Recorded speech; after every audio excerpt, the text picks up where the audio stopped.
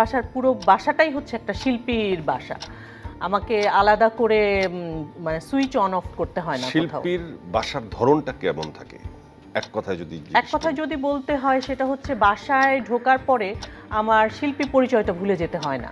আমি বুড়ো হয়ে যাচ্ছি এইটা হয়তো কষ্টের মেনে নেয়া, কিন্তু এইটা তো মৃত্যু যেমন মানে ইউনিভার্সাল ট্রুথ, বুড়ো হওয়া বয়স হওয়া এটাও তো আসলে ইউনিভার্সাল ট্রুথ। সো আমার বয়স হবে, আমি আমার বয়স অনুযায়ী একটা নারীর মিড এজ ক্রাইসিস কি হয়?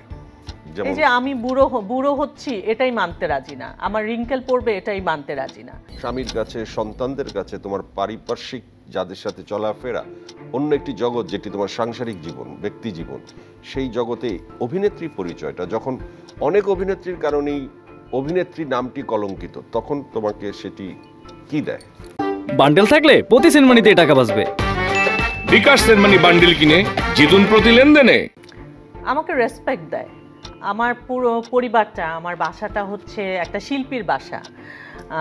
অনেক আমাদের মধ্যেই অনেক আর্টিস্ট আছে যাদের হয়তো তাদের বাইরের জীবনটা হচ্ছে সে শিল্পী, বাসায় একদমই বাসার ভেতরে ঢুকে যাওয়ার পরে আর ওই শৈল্পিক কোনো কিছুই আর নাই। আমার বাসাটা সেরকম না, যেহেতু আমরা দুজনই কাজ করি। আমার শ্বশুর থিয়েটার করতেন, আমার দাদা শ্বশুর উনিও অভিনয় করতেন, উনি যাত্রা করতেন। আমার ছেলে সারাদিন সে গান গায়, সে ছায়ানটে গানও শেখে, গিটার বাজায়। আমার মেয়ে সারাদিন এখন অনেক ছোট যদিও, কিন্তু তারও গানের প্রতি অনেক আগ্রহ। সো মানে আমার বাসাটা, ওই যে বললাম যে আমার বাসার পুরো বাসাটাই হচ্ছে একটা শিল্পীর বাসা। আমাকে আলাদা করে মানে সুইচ অন অফ করতে হয় না। শিল্পীর বাসার ধরনটা কেমন থাকে? এক কথায় যদি বলতে হয় সেটা হচ্ছে বাসায় ঢোকার পরে আমার শিল্পী পরিচয়টা ভুলে যেতে হয় না।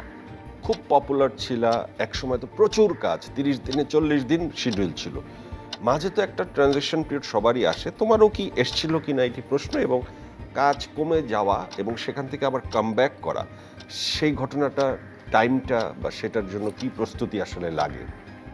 প্রথমত হচ্ছে আসলে নিজেকে অ্যাডজাস্ট করানো।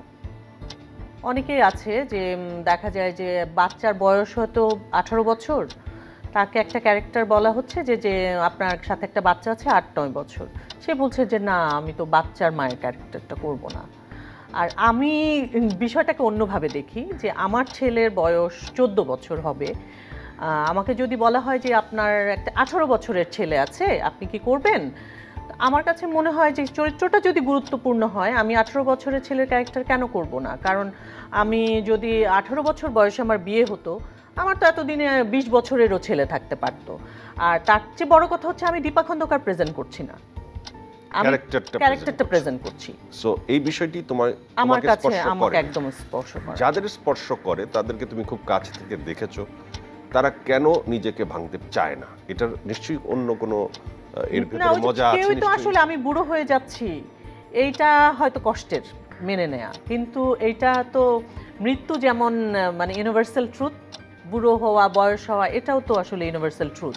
সো আমার বয়স হবে, আমি আমার বয়স অনুযায়ী একটা নারীর মিড এজ ক্রাইসিস কি হয়?